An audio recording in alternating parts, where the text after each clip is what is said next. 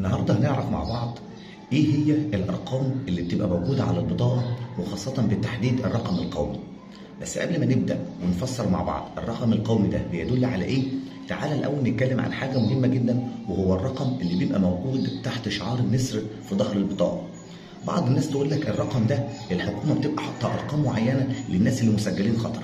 لا، الكلام ده مش حقيقي خالص. الرقم اللي موجود تحت شعار النسر بيكون الرقم الخاص بمكان السجل المدني اللي انت طلعت منه البطاقه. يعني لو السجل المدني بتاعك تبع محافظه القاهره فبتاخد رقم 1، لو مثلا تبع محافظه الغربيه فبتاخد رقم 3. تعالى بعد كده بقى نتكلم عن ال 14 رقم، وبالتحديد هنبدا من الشمال. اول رقم لوحده ده الرقم الخاص بالقرن اللي انت اتولدت فيه. يعني لو انت مواليد 1997 فانت كده مولود في القرن الثاني، يبقى هتلاقي عندك رقم 2. اما لو انت مواليد سنه 2000 وحاجه فانت كده اتولدت في القرن الثالث، فهتلاقي موجود عندك رقم 3. الرقمين اللي بعد كده دول الرقمين الخاص بالسنه اللي انت اتولدت فيها. الرقمين اللي بعدهم الخاص بالشهر اللي انت اتولدت فيه. الرقمين اللي بعد كده الرقمين الخاصين باليوم اللي انت اتولدت فيه.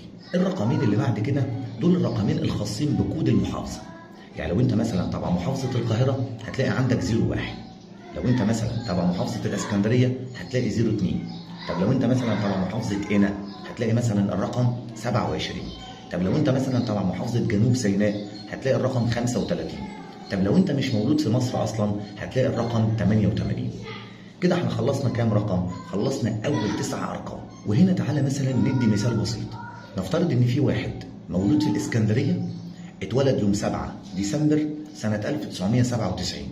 كده احنا قدرنا نخمن الارقام الاولانيه اللي هم التسعه. بما انه اتولد سنه 1997 فهو اتولد في القرن الثاني، يبقى اول رقم عنده من الشمال 2.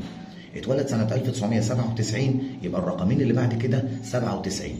اتولد في شهر ديسمبر يبقى الرقمين اللي بعد كده 12. اتولد يوم 7 يبقى الرقمين اللي بعد كده 07.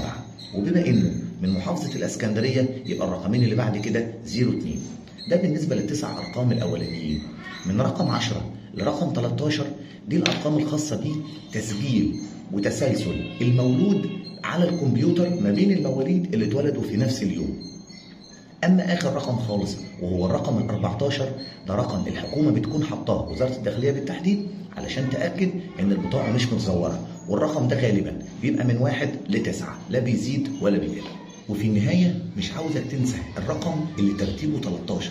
الرقم ده بيدل على اذا كان صاحب البطاقه ذكر ولا انثى. خد بالك لو كان الرقم زوجي 2 4 6 8 يبقى صاحب البطاقه هنا انثى. اما لو كان الرقم فردي 1 3 5 9 7 وهكذا يكون هنا صاحب البطاقه ذكر.